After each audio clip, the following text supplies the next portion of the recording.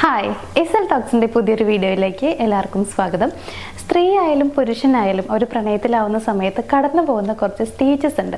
അപ്പോൾ ഇന്ന് ഞാൻ നിങ്ങളോട് പറയാനായിട്ട് പോകുന്നത് ഒരു പുരുഷൻ പ്രണയത്തിലാകുമ്പോൾ അവർ കടന്നു പോകുന്ന ഫേസ് ചെയ്യുന്ന സ്റ്റേജുകൾ ഏതൊക്കെയാണെന്നുള്ളതാണ്. ഏകദേശം 10 എണ്ണമൊക്കെ ഉണ്ട്. ഞാൻ വളരെ കുഞ്ഞതായിട്ട് തന്നെ നിങ്ങൾക്ക് പറഞ്ഞുതരാം. അപ്പോൾ അത് മുഴുവനായിട്ടൊന്ന് കാണാം. പരമാവധി ഞാൻ ചെറുതാക്കിയിട്ട് നിങ്ങൾക്ക് മനസ്സിലാവുന്ന രീതിയിൽ പറഞ്ഞുതരാൻ വേണ്ടി ശ്രമിക്കാം.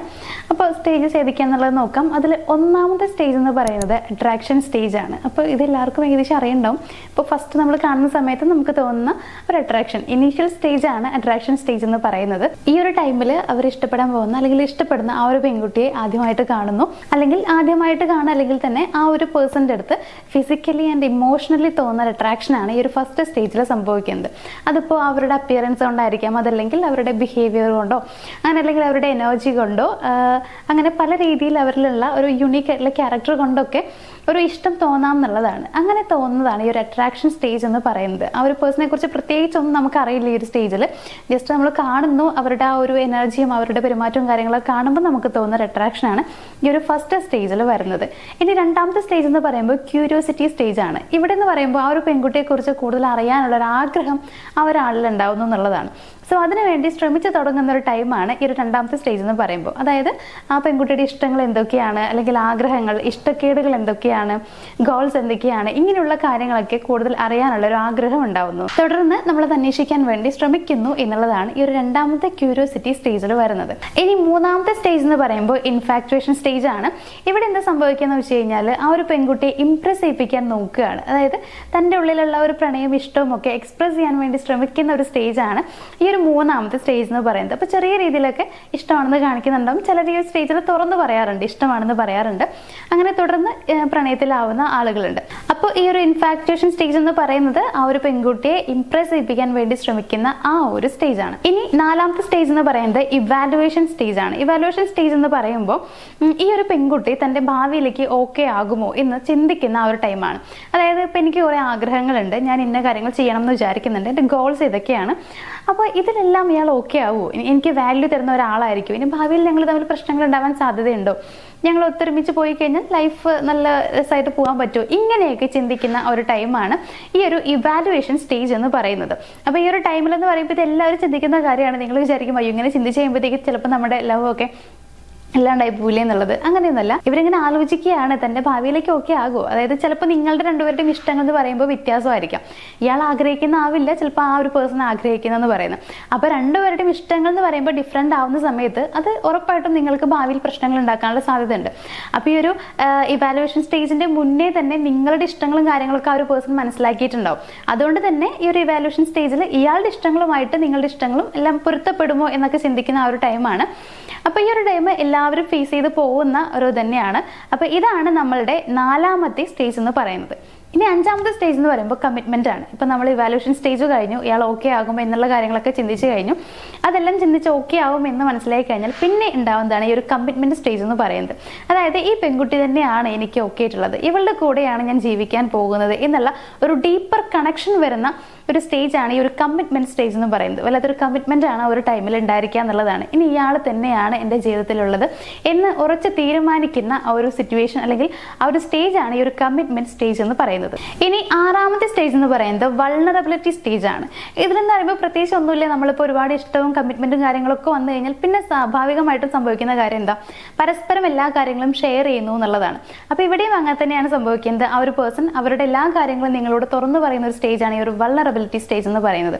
ഈ ഒരു ടൈമിൽ അവരവരുടെ ഇഷ്ടങ്ങൾ, ഇഷ്ടക്കേടുകൾ, അവർക്ക് ഉള്ള ഇൻസെക്യൂരിറ്റീസ്, അതുപോലെ അവർക്കുള്ള പേടികൾ എന്തൊക്കെയാണ്, അവരുടെ ഡ്രീംസ് എന്തൊക്കെയാണ്, ഗോൾസ് എന്തൊക്കെയാണ്, ഇങ്ങനെ എല്ലാ കാര്യങ്ങളും നിങ്ങളോട് തുറന്നു പറയുന്നുണ്ടായിരിക്കും. ഇവിടെ സംഭവിക്കുന്ന മറ്റൊരു കാര്യം എന്ന് വെച്ച് കഴിഞ്ഞാൽ വിശ്വാസം വർദ്ധിക്കുന്നു എന്നുള്ളതാണ്. ഈ ഒരു സ്റ്റേജിൽ നിങ്ങൾ രണ്ടുപേർക്കും ഇടയിൽ ഉണ്ടാകുന്ന വിശ്വാസം കൂടുതലാവാനുള്ള സാധ്യത വളരെ കൂടുതലാണ്. എന്താണെന്ന് വെച്ച് കഴിഞ്ഞാൽ നമ്മൾ എല്ലാ കാര്യം ഓപ്പൺ ആയിട്ട് പറയുന്ന സമയത്ത് നമ്മളെ പൂർണ്ണമായിട്ട് അവർക്കും അവരെ പൂർണ്ണമായും നമുക്കും മനസ്സിലാകുന്ന ഒരു സമയത്താണ് നമ്മളുടെ ഇഷ്ടങ്ങളും വിശ്വാസവും ഒക്കെ വർദ്ധിക്കുന്നത്. അപ്പോൾ ഈ ഒരു സ്റ്റേജിൽ അതവിടെ സംഭവിക്കുന്നു എന്നുള്ളതാണ്.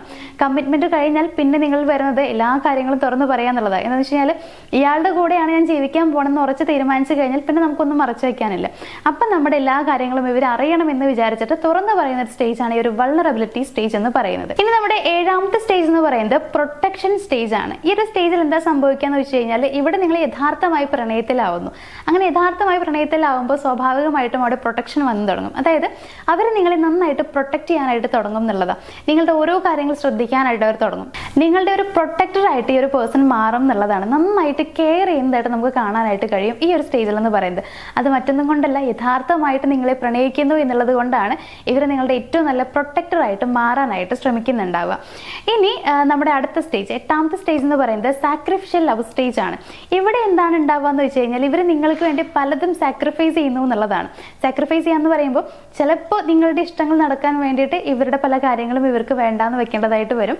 അതിനൊന്നും ഇവർ യാതൊരു മടിയും മടിയും അവർക്ക് ഉണ്ടാവില്ല, അല്ലെങ്കിൽ അതിന് തയ്യാറാകും എന്നുള്ളതാണ്. വേറെ രീതിയിൽ പറയുകയാണെന്നുണ്ടെങ്കിൽ അവരെക്കാൾ കൂടുതൽ അവർ നിങ്ങൾക്ക് പ്രാധാന്യം തന്നു തുടങ്ങുന്ന ഒരു സ്റ്റേജ് ആണ് ഈ ഒരു സാക്രിഫിഷ്യൽ ലവ് സ്റ്റേജ് എന്ന് പറയുന്നത്. അപ്പൊ നിങ്ങൾ തന്നെ ശ്രദ്ധിച്ചാൽ മനസ്സിലാവും, ചിലപ്പോൾ ഈ സ്റ്റേജ് കഴിഞ്ഞു പോയിട്ടുള്ള ആളുകളൊക്കെ ഉണ്ടാവും. അപ്പൊ നിങ്ങൾ ആലോചിക്കുക നിങ്ങൾക്ക് വേണ്ടി അങ്ങനെ അവർ ചെയ്തിട്ടുണ്ടോ എന്നുള്ളത്. അങ്ങനെ അവർ ചെയ്തിട്ടുണ്ടെങ്കിൽ അത് ഈ ഒരു സ്റ്റേജിൽ വെച്ചിട്ടായിരിക്കും. അതായത് നിങ്ങളോട് യഥാർത്ഥമായി പ്രണയം തോന്നിയതിന് ശേഷമാണ് ഇവർ ഇങ്ങനെയുള്ള കാര്യങ്ങളൊക്കെ ചെയ്യുക. സോ ഈ ഒരു സ്റ്റേജിലൊക്കെ എത്തിയെന്നുണ്ടെങ്കിൽ നിങ്ങൾക്ക് യാതൊരു പേടിയും വേണ്ട, അവർ നിങ്ങൾ അത്രത്തോളം പ്രണയിക്കുന്നുണ്ട് എന്നുള്ളത് മനസ്സിലാക്കുക. അപ്പൊ ഇവിടെ ഈ നമ്മൾ പറഞ്ഞിട്ടുള്ള ഈ 8ാമത്തെ സ്റ്റേജ് എന്ന് പറയുന്നത് നിങ്ങൾക്ക് വേണ്ടി പലതും ത്യജിക്കാൻ ആ ഒരു പേഴ്സൺ തയ്യാറാവുന്നതായിട്ട് കാണാനായിട്ട് കഴിയും എന്നുള്ളതാണ്. ഇനി നമ്മുടെ 9ാമത്തെ സ്റ്റേജ് എന്ന് പറയുന്നത് പാർട്ട്ണർഷിപ്പ് സ്റ്റേജ് ആണ്. ഈ ഒരു സ്റ്റേജിൽ അവർ നിങ്ങളെ അവരുടെ പാർട്ട്ണറായിട്ട് കണ്ടിട്ടുണ്ടായിരിക്കും എന്നുള്ളതാണ്. പാർട്ട്ണറായിട്ട്, അതുപോലെ അവർക്ക് ഈക്വൽ ആയിട്ടുള്ള ഒരാളായിട്ട് നിങ്ങളെ കാണാനായിട്ട് അവർ ശ്രമിക്കുന്നുണ്ടെന്നല്ല, അങ്ങനെ തന്നെ കണ്ടിട്ടുണ്ടായിരിക്കും. അപ്പോൾ ഇവിടെ എന്താ അവർ ചെയ്യാന്ന് വെച്ച് കഴിഞ്ഞാൽ നിങ്ങൾക്ക് വേണ്ടി വേണ്ടതെല്ലാം അവർ ചെയ്തു തരുന്നുണ്ടാവും. നിങ്ങളുടെ ആഗ്രഹങ്ങൾ നടക്കാൻ, നിങ്ങളുടെ ഡ്രീംസ് അച്ചീവ് ചെയ്യാനായിട്ട്, ഇങ്ങനെ നിങ്ങളുടെ ഗോൾസും കാര്യങ്ങളൊക്കെ അച്ചീവ് ചെയ്യാൻ അവർ മാക്സിമം നിങ്ങളെ സപ്പോർട്ട് ചെയ്യുന്നുള്ളതാണ്. മീൻസ് നിങ്ങളുടെ ലൈഫ് ഉയർച്ചയിലേക്ക് കൊണ്ടുപോകാൻ വേണ്ട കാര്യങ്ങളൊക്കെ അവർ ചെയ്യുന്നുണ്ടായിരിക്കും. മാക്സിമം അവർ നിങ്ങളെ സപ്പോർട്ട് ചെയ്യും, നിങ്ങളുടെ കൂടെ നിൽക്കും. ഇങ്ങനെ എല്ലാ കാര്യങ്ങളും അവർ നിങ്ങൾക്ക് വേണ്ടി ചെയ്തു തരും. അവർക്ക് എന്തൊക്കെ നിങ്ങളുടെ സന്തോഷത്തിന് വേണ്ടി ചെയ്യാൻ പറ്റുമോ അതെല്ലാം അവർ ചെയ്യുന്നുണ്ടായിരിക്കും എന്നുള്ളതാണ്. നിങ്ങൾ അവരുടെ പാർട്ട്ണറാണ് എന്നുള്ള ചിന്തയോട് കൂടിയിട്ടാവും അവരെല്ലാ കാര്യങ്ങളും ചെയ്തു തരുന്നുണ്ടായിരിക്കാം. ഇനി നമ്മുടെ 10ാമത്തെ സ്റ്റേജ് എന്ന് പറയുന്നത് എറ്റേണൽ ലവ് സ്റ്റേജ് ആണ്. ഇവിടെ എങ്ങനെയാണെന്ന് വെച്ച് കഴിഞ്ഞാൽ നിങ്ങൾക്കിടയിൽ എല്ലാ കണക്ഷനും വന്നിട്ടുണ്ടായിരിക്കും. അതായത് ഡീപ്പായിട്ടുള്ള ലവ് കണക്ഷൻ വന്നിട്ടുണ്ടായിരിക്കും, പ്രൊട്ടക്ഷൻ ഉണ്ടായിരിക്കും, അതുപോലെ ഹോപ്പ്, എല്ലാ കാര്യങ്ങളും ഈ ഒരു സ്റ്റേജിൽ സംഭവിക്കും എന്നുള്ളതാണ്.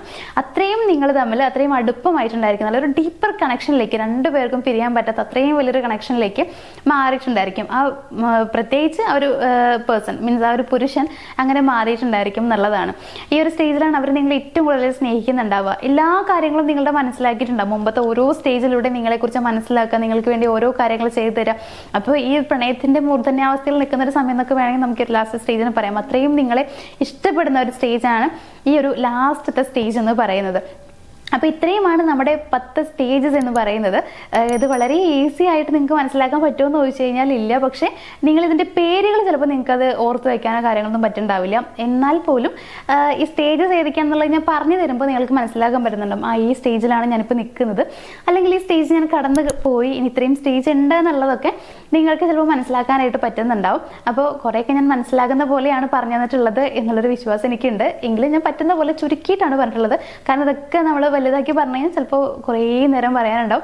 അപ്പോൾ നിങ്ങൾക്ക് ചിലപ്പോൾ അത് ഫുള്ള് കേട്ടിരിക്കാൻ പറ്റിയെന്നൊന്നും വരില്ല. അതുകൊണ്ട് മാക്സിമം കുറച്ച് ചുരുക്കിയിട്ടാണ് ഞാൻ പറഞ്ഞത്. എന്നാലും നിങ്ങൾക്ക് മനസ്സിലായിട്ടുണ്ടാവും എന്നുള്ള വിശ്വാസത്തോട് കൂടിയിട്ട് ഇന്നത്തെ ഈ ഒരു വീഡിയോ ഞാനോട് വൈൻഡപ്പ് ചെയ്യുകയാണ്.